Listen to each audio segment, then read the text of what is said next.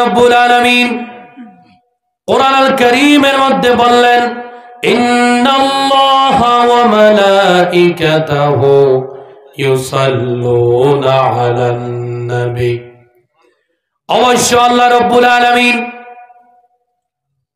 আমরা যেভাবে ইবাদত করি, আমাদের যেভাবে কাজকর্ম আছে, ও প্রিয় ভাইরা, আল্লাহ রব্বুল আলামিনের কোনো ডিউটি নাই, কোনো কাজ নাই, কর্ম নাই, কিন্তু আল্লাহ রব্বুল আলামিন একটা কাজ করে থাকেন, যে কাজের নাম হলো তিনি আল্লাহ রাসূলের উপরে আল্লাহ পাক দুরূদ শরীফ পড়েন। জুড়ে বলি সুবহানাল্লাহ। আল্লাহ রাব্বুল আলামিন বলেন, আমি দুরূদ শরীফ পড়ি, আমার ফেরেশতারাও পড়েন। ইয়া আইয়ুহাল্লাযীনা আমানু সাল্লু আলাইহি ওয়া সাল্লিমু তাসলিমা। রে আমার ঈমানদারেরা, ও আমার প্রিয় ভালোবাসার মানুষেরা, আমি আল্লাহ রাব্বুল আলামিন আমার প্যারা হাবিবের উপরে দুরূদ শরীফ পড়ি। আমি চাই আমার ঈমানদারেরা তোমরাও আমার হাবিবের উপরে দুরূদ শরীফ পড়ো। জুড়ে বলি সুবহানাল্লাহ। মজার কথা হলো, যে কাজ আল্লাহ করেন ওই কাজ আপনাকে দিয়ে আমাকে দিয়ে করাইতে চান। জুড়ে বলি আলহামদুলিল্লাহ। ও প্রিয় ভাইরা শুনেন, ও আল্লাহ, আপনি কবে থেকে দুরূদ শরীফ পড়েন, আমাকে আপনারা উত্তর দেন। আমরা বর্তমানে দুনিয়ার মধ্যে আছি, আল্লাহ আমাদের অতীত কালেও ছিলেন, বর্তমানেও আছেন, ভবিষ্যতেও থাকবেন। আল্লাহ বলেন, রে মায়ার গোলামেরা, আমি আমার বন্ধুর উপরে, আমি আল্লাহ যখন থেকে আমার বন্ধুর উপরেও দুরূদ তখন থেকে। জুড়ে বলি সুবহানাল্লাহ। এত বড় বড় ধরনের কাজ, সম্মানী কাজ আপনাকে দিয়ে আমাকে দিয়ে করাইতে চান, ও আমার যুবক ভাইরা। কিন্তু বর্তমানে আমার যুবকদের দিকে তাকাইলে দেখা যায়, আমার যুবকেরা সময়টা পাইলেও মোবাইলের মধ্যে হেডফোন লাগাইয়া একটা গান শোনা আরম্ভ করে দে। ঠিক কিনা? জি। ও আমার মুসলমান ভাইরা শুনেন, হযরত আব্দুল্লাহ ইবনে মাসউদ রাদিয়াল্লাহু তাআলা আনহু থেকে একটা riwayat পাওয়া যায়, এই দুনিয়ার জমিনে মানুষেরা এমন এক সময়, আল্লাহ রাসূল বলে গিয়েছেন, আমার মায়ার জামিরা, দুনিয়ার জমিনে আমার কিছু উম্মতেরা এমন হইবে, মানুষ এমন হইবে, যারা গানকে তাদের মাথার উপরে উঠাইয়া নিবে। ইয়া রাসূলুল্লাহ, এটা কিসের আলামত? আল্লাহ রাসূল বললেন, এটা হলো কিয়ামতের আলামত। বর্তমানে দেখেন আমার যুবক ভাইরা, আপনারা আমরা সবাই, অনেক যুবক আছে, ছোট ছোট বাচ্চারা আছে, তারা সবাই মোবাইলের গানগুলা বাজাইয়া, মোবাইলের মধ্যে হেডফোন লাগাইয়া, কানের মধ্যে লাগাইয়া নে। হাদিস যেভাবে বলেছেন ঠিক সেমনি ভাবে মিলছে কি মিলছে না?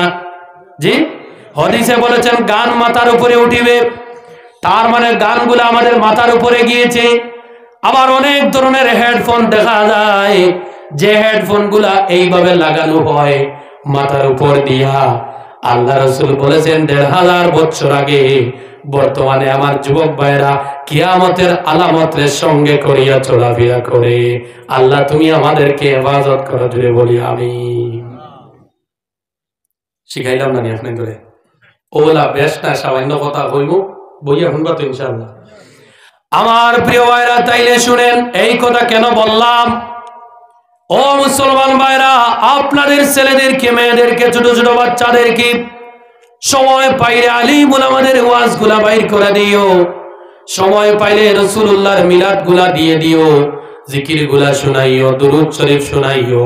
কিন্তু আমার আশেপাশে, আমার পর্দার আড়ালে আমার মা বোন এমন আছেন, তারা যখন সময় পায় কপিল শর্মার শো গুলা বাচ্চাদেরকে দেখায়। ঠিক কিনা?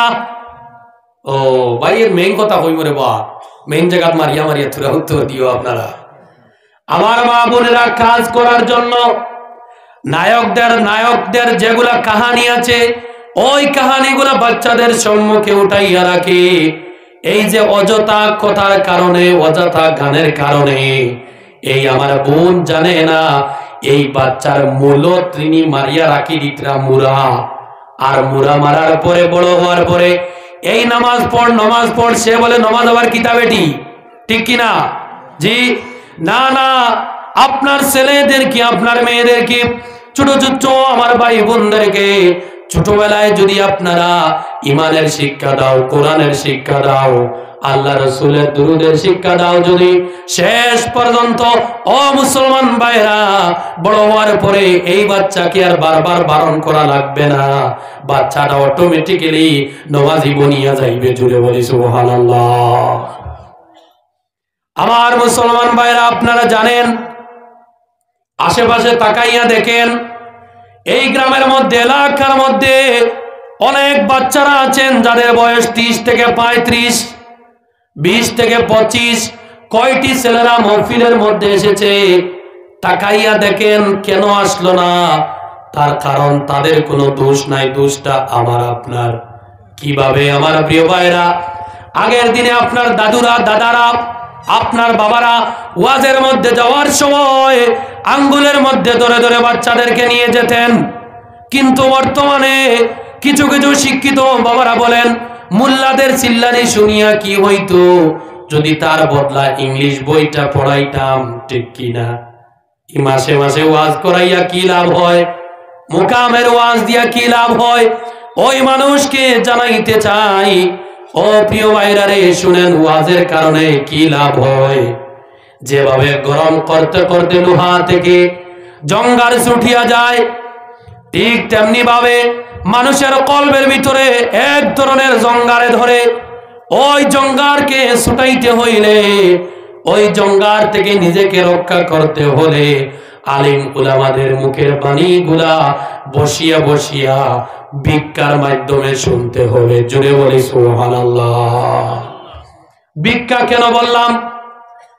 ভিক্ষা, আই রিপিট দিস লাইন, ভিক্ষা কেন বললাম? ও প্রিয় ভাইরা, এই এলাকার মধ্যে যত মানুষ অধিক শিক্ষায় শিক্ষিত হয়েছেন, ম্যাট্রিকের মধ্যে 10-12টা লেটার পেয়েছেন, 7-8টি লেটার পেয়েছেন, ওই বাচ্চাদেরকে জিজ্ঞাসা করবেন যতটা সাবজেক্টের মধ্যে বিজ্ঞান তারা লেটার পেয়েছেন, অতটা টিচারদের সাথে তাদের একটা আন্তরিক সম্পর্ক রয়েছে। আপনারা খেয়াল করে দেখবেন, ওই টিচার ভিক্ষা দিয়েছেন জ্ঞানগুলা, ভিক্ষুক জ্ঞান নিয়ে স্টার মার্ক পেয়েছে। ঠিক তেমনি ভাবে আলিম উলামাদের কথাগুলা যদি ভিক মনে করে নিজের জীবনের মধ্যে জায়গা দাও, তাইলে আপনি আল্লাহর কবরের মধ্যে যাওয়ার আগে লেটার স্টার মার্ক লাগাইয়া জান্নাতের সার্টিফিকেট নিয়ে আনিবা। জুড়ে বলি সুবহানাল্লাহ, ঠিক কিনা? আমার মুসলমান ভাইরা, বলতেছিলাম দুরুদের কথা বলবো, শুনেন। এই দুরুদ হাদিসের মধ্যে দেখেছি আল্লাহ রাসূল সাল্লাল্লাহু আলাইহি সাল্লাম বলেন, আল্লাহ রাব্বুল আলামিন আমার রোজা পাকের মধ্যে একটা ফেরেশতা দাঁড়াইয়া রেখেছেন। কিয়ামত পর্যন্ত ওই ফেরেশতা থাকবে দাঁড়ানো। দুনিয়ার জমিনে কোন আমার গোলাম যখন আমি রাসূলের মোহব্বত নিয়ে দুরূদ শরীফ পাঠ করবে, আমার নাম শোনার সঙ্গে সঙ্গে সাল্লাল্লাহু আলাইহি সাল্লাম বলবে, ওই ব্যক্তি নয় শুধু একা, ওই যে ব্যক্তি বলবে তার বাবা এবং মা, দাদা দাদি প্রত্যেকের পরিচয় ওই ফেরেশতা আমি রাসূলের সম্মুখে তুলিয়া ধরবেন। জুড়ে বলি সুবহানাল্লাহ। কত মধুর ব্যাপার! ওই ফেরেশতা আল্লাহ রাসূলের সম্মুখে দুরূদ পড়নেওয়ালার পরিচয় তুলিয়ে ধরবেন। আল্লাহ রাসূল কি করবেন জানেননি? আপনার নামগুলা নিয়ে আল্লাহর দরবারে একটা দোয়া করেন। জুড়ে বলি সুবহানাল্লাহ। ও প্রিয় ভাইরা, দুরূদ শরীফ সম্পর্কে আরো একটি হাদিস শরীফ শোনাইতে চাই। আল্লাহ রাসূল সাল্লাল্লাহু আলাইহি সাল্লাম বলেন, দুনিয়ার জমিনে দুরূদ পড়নেওয়ালার জন্য 2টা ওয়াকিল ফেরেশতা আল্লাহ রাব্বুল আলামিন নাজিল করেছেন। ইয়া রাসূলুল্লাহ, বুঝলাম না ওয়াকিল ফেরেশতা মানে কি? আল্লাহ রাসূল সাল্লাল্লাহু আলাইহি সাল্লাম সঙ্গে সঙ্গে বলেন, এমন 2টা ফেরেশতা নাজিল করেছেন যে সময় আমার নাম উচ্চারণ করা হয়, উচ্চারণ হওয়ার সঙ্গে সঙ্গে যে ব্যক্তি সাল্লাল্লাহু আলাইহি সাল্লাম বলবে যে ব্যক্তি আমার উপরে দুরূদ শরীফ পাঠ করবে ওই সময় একজন ফেরেশতা ওই ব্যক্তির সাথে আমার দিদার হওয়ার জন্য আল্লাহর কাছে দোয়া করেন, আর অন্যজন ফেরেশতা আমিন বলেন। জুড়ে বলি সুবহানাল্লাহ। এতে বোঝা গেল দুরূদ শরীফ পড়ার সঙ্গে সঙ্গে যদি মোহব্বত ভালোবাসা নিয়ে আপনি দুরূদ পড়তে পারেন, একজন ফেরেশতা দোয়া করেন, আল্লাহ তোমার বন্ধুকে তার বাঙ্গা ঘরের মধ্যে পাঠাইয়া দাও না, আরেকজন ফেরেশতা আমিন বলেন। জুড়ে বলি সুবহানাল্লাহ। আবার এই হাদিসের মধ্যে রেখেছি আল্লাহ রাসূল সাল্লাল্লাহু আলাইহি সাল্লাম বললেন, রে দুনিয়ার মানুষ, আমার কোন মানুষ, আমার কোন উম্মত আমার দুরূদ শরীফ শুনিয়া, যখন আমার নাম শুনিয়া আমার উম্মত যখন দুরূদ পড়ে না, আমার উম্মত দুরূদের মধ্যে কিপটামি করে, দুরূদ পড়ার জন্য কঠিনি করে, সালাতু সালাম পড়ার জন্য নিজেকে মানাইতে পারে না, সঙ্গে সঙ্গে দুইটা ওয়াকিল ফেরেশতা, একটা ওয়াকিল ফেরেশতা ওর জন্য বদদুয়া করেন, আর বদদুয়ার সঙ্গে সঙ্গে অপর ফেরেশতা আমিন বলেন, আল্লাহ তুমি আমাদেরকে ফেরেশতার বদদুয়া দেওয়াইও না। জুড়ে বলি না আল্লাহুম্মা আমিন। আমার মুসলমান ভাইরা, দুরূদ পড়তে হবে। আল্লাহ রাসূল সাল্লাল্লাহু আলাইহি সাল্লাম বললেন, রে দুনিয়ার মানুষ, এই দুনিয়ার জমিনে তোমরা যদি আওলান নাসি বিয়াউমাল কিয়ামাতি আকসারুহুম আলাইয়া সালাহ, কিয়ামতের দিন আমি রাসূলের পরিচয় তারা বেশি করে পাইবে, আমি রাসূলের নিকটে তারা বেশি করে থাকবে, আমি রাসূলের মায়ার, আমি রাসূলের রহমতের ছায়ার নিচে ওই মানুষেরা থাকবে যারা আকসারুহুম আলাইয়া সালাহ, যারা বেশি বেশি আমি রাসূলের উপরে দুরূদ পড়বে। আমার দুরূদ ওই মানুষদেরকে খুঁজাইয়া খুঁজাইয়া ডাকিয়া ডাকিয়া আমার নিকটে দাঁড় করাইবে। জুড়ে বলি সুবহানাল্লাহ। তাইলে আমরা দুরূদ পড়বো তো ইনশাআল্লাহ। তারপরে আমি সহজ দুরূদ শিখাইয়া দিব ইনশাআল্লাহ। আমার মুসলমান ভাইরা শুনেন, একজন আল্লাহর বান্দা, ওই বান্দা যিনি আল্লাহর ওলি ছিলেন, যার নাম ছিল হযরত আব্দুল্লাহ রাহমাতুল্লাহি তাআলা আলাইহি, ওনার খেদমত করার জন্য একটা খাদিম থাকতো সব সময়। কিন্তু একদিন হযরত আব্দুল্লাহ রাহমাতুল্লাহি তাআলা আলাইহি দেখেন ওই খাদিমটি বড় ধরনের গুনাহগার। এই খাদিমটি বড় ধরনের গুনাহগার, খাদিমিতে এসেছিল বড় ধরনের গুনাহগার ব্যক্তি। আল্লাহর ওলি হযরত আব্দুল্লাহ রাহমাতুল্লাহি তাআলা আলাইহি একদিন স্বপ্নের মধ্যে দেখেন ওই যে গুনাহগার খাদিম, ও নাকি আল্লাহ রাসূলের ডান হাতের শাহাদতের আঙ্গুল মুবারকের মধ্যে ধরিয়া পিছে পিছে হাঁটিয়া হাঁটিয়া কোথায় যায়। জুড়ে বলি সুবহানাল্লাহ। তিনি অবাক হইয়া গেলেন, আল্লাহ রাসূলকে প্রশ্ন করলেন, ইয়া রাসূলুল্লাহ, ইয়া হাবিবাল্লাহ, ও আল্লাহর পয়গম্বর আরবি বুঝতে পারি নাই, এই ব্যক্তি তো বড় ধরনের গুনাহগার ছিল, বিশাল বড় মুনাফিক ছিল, বেঈমান ছিল, আমার খেদমতে এসেছে। ইয়া রাসূলুল্লাহ, ওর দিদার কিভাবে আপনি দিলেন? আপনার দিদার কিভাবে পেল? আপনার হাত মোবারকের ছোঁয়া কিভাবে পেল? ওই সময় আল্লাহ রাসূল বলেন, রে মায়ার গোলাম, এটা শুধু বাইরের দিক দিয়া তোমার খাদিম, কিন্তু এই খাদিম রাত্রিবেলা ঘুমানোর সময় 10 থেকে 21 বার আমার উপরে দুরূদ পড়তো। হঠাৎ দুরূদ গুলা অন্তর দিয়ে পড়িয়া নিয়েছে, আল্লাহ মাফ করে দিয়েছেন। আমি রাসূল মদিনার মধ্যে টিকিয়া থাকতে পারে নাই, ওই আমার গোলামের সাথে দিদার দিয়ে দিলাম। এর জন্য তুমি দেখতেছো আমার গোলামের, আমার উম্মতের হাতের মধ্যে আমার আঙ্গুলটি লাগাইল। জোরে বলি সুবহানাল্লাহ। এর থেকে বোঝা গেল গুনাহগারদের গুনাহ কম হয় দুরূদ পড়িলে, গুনাহ মাফ হয় দুরূদ পড়ার কারণে। ও প্রিয় ভাইরা, দুনিয়ার জমিনে এমন একটা ওলি আল্লাহ মানুষ ছিল, শুনেন, যে ওলি আল্লাহ মানুষ সব সময় আল্লাহর ইবাদতে মশগুল থাকতো, আল্লাহর ইবাদত করত। ওই ব্যক্তিটা শুনিয়া যান, একদিন এশার নামাজ পড়লো। এশার নামাজ পড়ার সময় তাশাহুদ পড়ার পরে ওই ব্যক্তি দুরূদ শরীফ পড়াটা ভুলিয়া গেল। দুরূদ শরীফ না পড়িয়া সে সালামটা ফিরাইয়া নিল, কিন্তু ব্যক্তিটি বুঝতে পারল না। হঠাৎ ব্যক্তিটি ঘুমাইয়া গেল। ঘুমানোর পরে আল্লাহ রাসূল সাল্লাল্লাহু আলাইহি সাল্লাম ওর কাছে তশরিফ আনলেন। জোরে বলি সুবহানাল্লাহ। বললেন, রে আমার মায়ার উম্মত, মায়ার গোলাম, তুমি কেন দুরূদ শরীফ পাঠ করো নাই?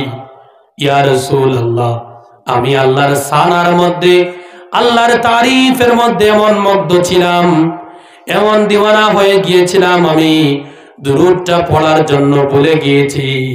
সঙ্গে সঙ্গে আল্লাহ রাসূল বললেন, রে গোলাম, তুমি অবশ্যই আল্লাহর সানা পড়েছো, আল্লাহর জিকির করেছো, কিন্তু তোমার ইবাদত গুলা আমি চাইয়া দেখি আসমানের নিচে রয়েছে। জুড়ে বলি সুবহানাল্লাহ। ইয়া রাসূলুল্লাহ, কি বলেন? রে গোলাম, তোমার ইবাদতটা আসমানের উপরে উঠতে চায়, কিন্তু উঠতেছে না। আসমানের ফেরেশতারা বাড়ি দিয়ে ইবাদত নিচে নামান।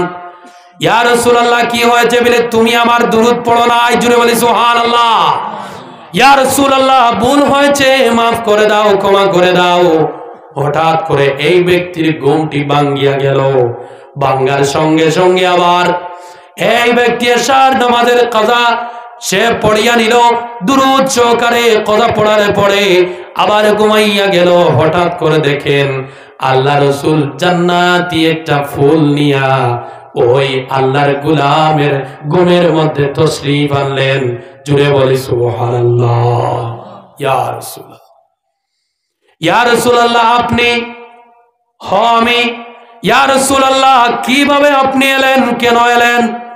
আল্লাহ রাসূল সাল্লাল্লাহু আলাইহি সাল্লাম বললেন, রে গোলাম, আমার উম্মত, তুমি যে এশার নামাজটি কাজা করে আবার পড়েছো, দুরূদ সঙ্গে পড়েছো, এর জন্য তোমার নামাজটি আল্লাহর আসমান ছিদ্র করে আরশের মধ্যে চলে গিয়েছে। এর জন্য আমি মুবারকবাদ দেওয়ার জন্য তোমার খেদমতের, তোমার আমি স্বপনের মধ্যে চলে আসলাম। জোরে বলি সুবহানাল্লাহ। আমরা সবাই দুরূদ পড়বো তো ইনশাআল্লাহ? সকলে বলি ইনশাআল্লাহ। আমার প্রিয় ভাইরা শুনেন, আল্লাহ রাসূল সাল্লাল্লাহু আলাইহি সাল্লামের একজন সাহাবী বুজুর্গ ছিলেন, নামাজ পড়তেন, রোজা রাখতেন, দুরূদ পাঠ করতেন। একদিন আল্লাহ রাসূল সাল্লাল্লাহু আলাইহি সাল্লামের সাহাবী ঘুমাইয়া গেলেন। রাত্রিবেলা দেখেন স্বপ্নে হুজুর আসলেন। আসার পরে ওই সাহাবী আল্লাহ রাসূলের নুরানি মুখের দিকে তাকানোর চেষ্টা করেন, কিন্তু ওই ব্যক্তি আল্লাহ রাসূলের মুখের দিকে তাকাইতে পারেননি। আল্লাহ রাসূল মুখ মুবারক ফিরাইয়া নেন। কি ব্যাপার বুঝতে পারলেন না। এমন সময় ওই ব্যক্তি আল্লাহ রাসূলের খেদমতে গিয়ে বললেন, ইয়া রাসূলুল্লাহ, ইয়া হাবিবাল্লাহ, বুঝতে পারি নাই, আপনি কি আমাকে চিনেন না? ইয়া রাসূলুল্লাহ, আমার দিক থেকে মুখটা কেন ফিরাচ্ছেন? আল্লাহ রাসূল সঙ্গে সঙ্গে বললেন, আমি তোমাকে অবশ্যই চিনি, কেন চিনব না? এই কথা বলে আবার মুখটি ফিরাইয়া নিলেন। আবার ওই ব্যক্তি প্রশ্ন করল, ইয়া রাসূলুল্লাহ, ইয়া হাবিবাল্লাহ, ও পয়গম্বরে আরবি, আপনি কি আমাকে জানেন না, চিনেন না? আপনি কেন মুখটি ফিরাইয়া নিলেন? সঙ্গে সঙ্গে আল্লাহ রাসূল বলেন, আমি তোমাকে জানি, চিনি। মুখ ফেরানোর কারণ হলো আমার ভালোবাসার মধ্যে পুরা তুমি ডুব দেওনি। তার কারণ হলো আমার জন্য যে যেভাবে দুরূদ পড়ে, দুরূদ শরীফ পাঠ করবে, তার জন্য আমি রাসূল ওইভাবে দিদার দিব। জুড়ে বলি সুবহানাল্লাহ। সকাল সকাল ঘুম ভাঙিয়া তো শুরু হয়েছে সইময়। আল্লাহ রাসূলের দরবারে গেলেন, মুখের দিকে তাকান, মুখের দিকে চাইয়া থাকেন, আর মনে মনে বলেন। এক পর্যায়ে তাকাইতে তাকাইতে তিনি চোখের পানি বাইর করে কাঁদিয়া দিলেন। আবার রাত্রি হইয়া গেল। ওই সাহাবী নফল নামাজ পড়ে, সুন্দর করে দুরূদ শরীফ পড়ে ঘুমাইয়া গেলেন। ঘুমের মধ্যে দেখেন আল্লাহ রাসূল নুরানি চেহারা মোবারক নিয়ে ওর স্বপ্নের মধ্যে এসে বললেন, রে আমার সাহাবী, এটাই তো আমার ভালোবাসা, এইভাবে তুমি দুরূদ যদি পড়ো রে যাবে, কিয়ামতের দিন আমি রাসূলের দুরূদ তোমাকে খুঁজাইয়া খুঁজাইয়া বাইর করিয়া আমার দরবারে নিয়ে আসবে। জোরে বলি সুবহানাল্লাহ। কিন্তু আমার যুবক ভাইরা সময় যদি পায়, বলিউডের সিনেমাদের গানগুলো বাজানো আরম্ভ করে, ঠিক কিনা? তেরি মেরি মেরি তেরি, এই যে আরো কি কি গান আছে, এরবারে আরো কি কি গান বাইর হয়েছিল ওদের, ওই ব্যাপারে আমার জানা নাই। ওই গানগুলা সম্পর্কে আমার যুবক ভাইরা যখন সময় পায় ওই গানগুলা বাজানো আরম্ভ করে। কেন বাজাইবা আমার যুবক ভাইরা রে? গান শোনার সঙ্গে সঙ্গে তোমার এমন গুনাহ হয়, আল্লাহ রাব্বুল আলামিন কিয়ামতের দিন যখন জাহান্নামী বলে তোমাকে সম্বোধন করবেন, ওই দিন আল্লাহর পাকের ফেরেশতারা লম্বা লম্বা রড গরম করিয়া তোমার কানের একদিকে ঢুকাইবেন, অন্য দিকে বাইর করবেন, চিৎকার করবে আর বলবে, রব্বুল আলামিন কি কারণে এত বিষাক্ত আযাব হচ্ছে? আল্লাহ রব্বুল আলামিন ওই দিন বলবেন, রে মায়ার বেঈমান, আমি আল্লাহ তোকে বড় পছন্দ করেছিলাম, আমার আখিরি জমান আমার নবীদের উম্মত বানিয়েছিলাম, কেন তুই গান শুনলি? ওই গান শোনার কারণে তোর কানকে আমি শায়েস্তা দিচ্ছি, তোকে আমি জাহান্নামের আগুনের মধ্যে ঝাড়াইব। রব্বুল আলামিন আমাকে একটু মাফ করে দাও। আল্লাহ রব্বুল আলামিন কোন কথা শুনবেন না, জাহান্নামীদেরকে বলবেন, রে জাহান্নামীরা, তোমরা জাহান্নামের দরজার মধ্যে ভালো করে তালা লাগাও, আমার নাফরমান যেন জাহান্নামের আগুনটা বুক করে। জুড়ে বলি নাউজুবিল্লাহ। আর গান শুনবেন যুবক ভাইরা? শুনেন। কেন শুনবা না? আমাদের কাজ হলো আপনাদেরকে বলে দেওয়া, বলে দিলাম, এবারে আপনি যা জানেন করেন, কোনো অসুবিধা নেই। আমার যুবক ভাইরা রে শুনেন, দুরূদ শরীফ বেশি বেশি করে পড়বেন। কোন বাবা মারা যাওয়ার পরে, মা মারা যাওয়ার পরে, একটা হাদিসের মধ্যে দেখেছি, যদি 21 দিন কবরের কিনারের মধ্যে গিয়া কোন ছেলে যদি দুরূদ শরীফটা পাঠ করে, ওই মা যদি জাহান্নামী হইয়া থাকে, তাইলে আল্লাহ রাব্বুল আলামিন দুরূদের কারণে জাহান্নামকে জান্নাত দিয়ে পরিবর্তন করে দেন। জুড়ে বলি সুবহানাল্লাহ। এমন বাচ্চা দুনিয়ার জমিনে রাখিয়া যাইতে হইলে কি করতে হবে? এমন বাচ্চা যদি, এমন সন্তান যদি রাখিয়া যাইতে চান, তাইলে আপনার বাচ্চাকে আলিম উলামাদের সম্পর্কিত বানান, আল্লাহর কোরআনের সম্পর্কিত বানান, হাদিস শরীফের জ্ঞানী বানান। তারপরে ওই বাচ্চা আপনার দরদে, আপনার মায়ায় কবরের কিনারার মধ্যে গিয়া এইভাবে দোয়া করবে। কিন্তু সমাজের মধ্যে এমন বাচ্চারা আছেন, এমন বাচ্চারা, এমন বাবারা আছেন, মাসের পর মাস যায়, বছরের পর বছর যায়, তারা বাবার কবর চিনে না, আছে না নাই? জি। শুক্রবারের পর শুক্রবার যায়, তারপরেও আমার সমাজের যুবক ভাইরা মা বাবার কবরের কিনারে গিয়া আসসালামু আলাইকুম ইয়া আহলাল কবরটা বলার মতো আমার যুবক ভাইদের কাছে সময় মিলে না, ঠিক কিনা? জি। সমাজের এই অবস্থা। এমন একদিন আসবে, যদি আপনারা কোরআন থেকে দূরে যান, আল্লাহ রাসূলের সুন্নাত থেকে যদি দূরে যান, এমন এক সময় আসবে ছেলেরা শুধু না জানাইয়া চুপি চুপি খলে খলে মানুষদেরকে টাকা দিবে, যাও আমার ঘরের বুড়াকে তোমরা দাফন করে আও, সময় নাই, টাকা টাকা টাকা, আমি ব্যবসার মধ্যে যাইব, আমি চাকরির মধ্যে যাইব, সময় নাই, বুড়াকে গাড়ো। জুড়ে বলি নাউজুবিল্লাহ। এই সময় চলে এসেছে। ও প্রিয় ভাইরা, শিলচরের মধ্যে দেখা যায় অনেক মানুষ হঠাৎ যদি মারা যায়, একটা গাড়ি এসে ওই মানুষকে বইয়া নিয়ে যায়, একটা মেশিনের ভিতরে ঢুকাইয়া সেকেন্ডে ওই মানুষকে লাড্ডু বানাইয়া কোন এক জায়গার মধ্যে গাড়িয়া রাখে। কেন এমন সময় আসলো? এমন সময় আসার কারণ হলো মুসলমানরা মুসলমানিত্ব থেকে দূরে গিয়েছে, মুসলমানরা আল্লাহর ভালোবাসা থেকে দূরে গিয়েছে, মুসলমানরা কোরআন থেকে দূরে গিয়েছে। এর জন্য মুসলমান সমাজের এমন ভয়াবহ অবস্থা। ও আল্লাহ রব্বুল আলামিন, তুমি আমাদেরকে এমন অবস্থা থেকে বাঁচাইয়া রাখো। জোরে বলি না আল্লাহুম্মা আমিন।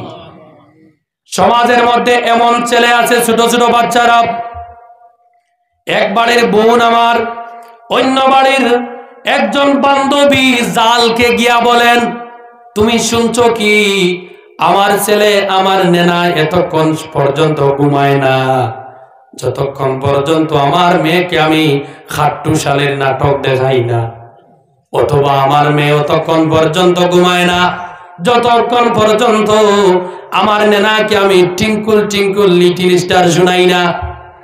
ওই বেটি শুনছস নি কি, আমার মেয়ে সালমান খানের একটা গান মুখস্থ করে ফেলেছে, ওর মুড়া উড়াইন দিয়া আল্লাহ রব্বুল আলামিন মুখের মধ্যে মারবেন।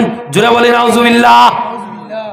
কিন্তু আগেকার দিনে দাদুরা বলতো, আমার নাতি কলিমা তৈয়ব সম্পর্কে শিখে গিয়েছে, আমার নাতি এক কদম দিয়েছে, দুই কদম দিয়েছে। কিন্তু বর্তমানে কিছু এমন পরিবার আছে, মারা বাবারা টিভিটা অন করিয়া টিভির মধ্যে যেভাবে খবিস নি ডান্স করে ছেলেদের মেয়েদেরকে ছোট ছোট বাচ্চাদেরকে ওইভাবে ডান্স গুলা শিখান। সমাজের মধ্যে এমন চলতেছে কি না, জুড়ে বলি জি চলেন না। যদি আপনি প্রশ্ন করেন, আপনার মেয়েকে আপনার ছোট শিশুকে এইভাবে শিখাচ্ছেন কেন? তুমি কি জানো না আমার মেয়ে হাইলাকান্দির ফেমাস স্কুলের মধ্যে পড়ে? জুড়ে বলি নাউজুবিল্লাহ। তাইলে পড়লো তো কি হইল? ওই স্কুলের মধ্যে অ্যানুয়াল একটা ফাংশন আছে, ওই ফাংশনের মধ্যে হাজার হাজার মানুষ আইবা, আমার মেয়ে ওই ফাংশনের মধ্যে ডান্স করবা। ইয়া আল্লাহ, ইয়া আল্লাহ, এমন কি অবস্থা! ও যুবক ভাইরা, প্রিয় ভাইরা রে, এমন বাচ্চাদেরকে শিক্ষা দিয়েন না।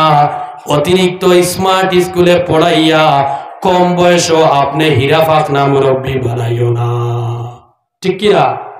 আমার ভাইরা দেখেন, সমাজের বাস্তবতা তুলে ধরতেছি। মসজিদের মধ্যে আগে 7-8 বাচ্চা বাচ্চি একত্রিত হইয়া যাইতো, কিন্তু বর্তমানে ক্লাস 6 বাচ্চিকে কেন বসাইতে পারবে না, ঠিক কিনা? জি, কারণটা কি? কারণটা হলো এই যে আপনার কাছে মোবাইল আছে, আপনার কাছে টেলিফোন আছে, আপনার বাড়ির মধ্যে বড় দেওয়ালে টিভি আছে। এই কারণে আপনার বাচ্চা কম বয়সে বড়ই ফাঁকিতেছে। আপনি সাবধান হইয়া যাও ও যুবক ভাইরা। যদিও ভাইয়ে অতিরিক্ত কিস্সা কাহিনী বলতেছি না, কিন্তু সমাজের মধ্যে যে জিনিস চলতেছে এই ব্যাপারে সামান্য আমি কথা তুলে ধরলাম। বুঝা পারছনি? জি, আমরা সমাজ বলা চলেন না, জি বুঝা পারবা না।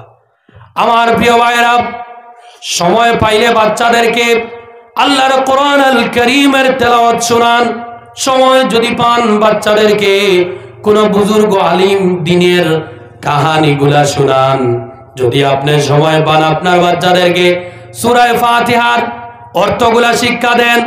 সময় পাইলে বাচ্চাদের সম্মুখে বড় বড় ফিল্ম ইন্ডাস্ট্রির নেতাদের ফিল্মগুলা তুলিয়া দিও না। ও যুবক ভাইরা, খেয়াল করেন, আজকের বাচ্চা আগামী দিনের মুসল্লি নামাজি, ঠিক কিনা? আজকে আপনি জোয়ান, আমার কালো দাড়ি, আগামী দিনের আমি সাদা দাড়ি, কিন্তু আমার ছোট ভাই আগামী দিনের যুবক, আমি মারা যাইব, সে দোয়া করবে।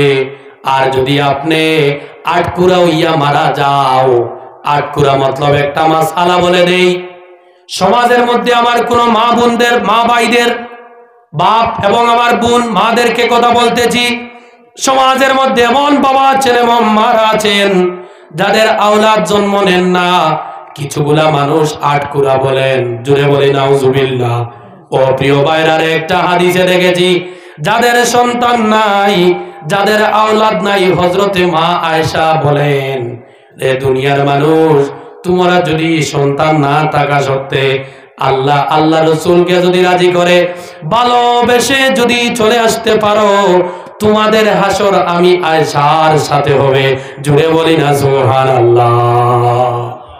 যাদের ছেলে মেয়ে নাই তাদের হাসর হযরতে আয়েশা সিদ্দিকা রাদিয়াল্লাহু তাআলা আনহার সাথে হবে।